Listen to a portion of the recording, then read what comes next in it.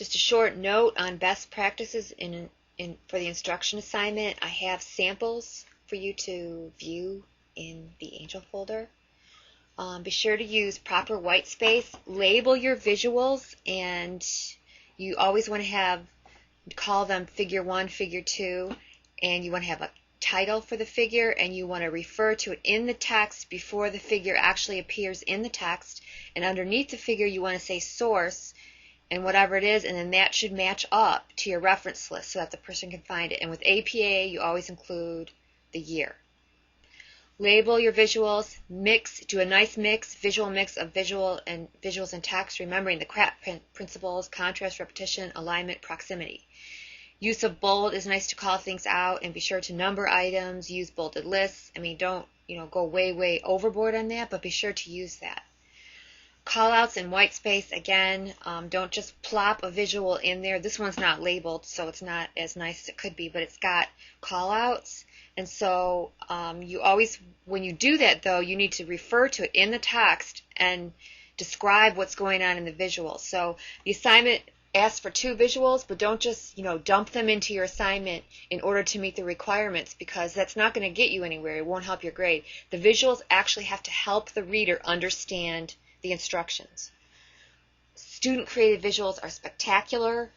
I have a request in now to have the file size made bigger for what you can upload, and I've always been able to do it in previous semesters. So there are ways to, a lot of you know this, but there are ways to compress your visuals so they're not taking up as much space. If you make your document into a PDF, I will accept PDFs on the instructions and on the mechanism description, which comes up later. There's free PDF makers that you can get at download.com. And so if you have like a Word doc or whatever, that's kind of dangerous because things can shift all over. And this is for the instructions, okay? But I recommend, if you can make your instructions into a PDF, do it, because it will make the file smaller, and things won't shift around. Okay, so this one has student created visuals, and they have them labeled. They're referring to in the text. They have their source there, source:author. They have a header area, they use bold properly, and so forth.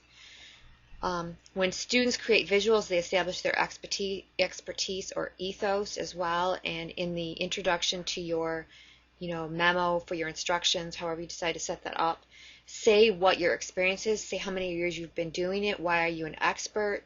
This is a persuasive strategy to convince us that only you could be writing this particular set of instructions. And I'm sure that you all know more about whatever it is you're going to instruct me on than I do. So make that clear in the beginning. This student says, crocheting is an art form that has been slipping away as the years pass. Having at least 10 years of experience, I have a simple pattern that any person can do. The following pattern called Marvelous Smile a Minute, and I will give you the step-by-step instructions with pictures. Okay, so this person has 10 years of experience. That's a lot of experience. And she's also got the red attention to show, certain things that are very, very important. Some of you might be doing something that has warnings or hazardous or can be dangerous, so you want to mark that out. Appropriately crop your images. So if you are using screen captures, crop them. Don't just give me the whole thing, randomly.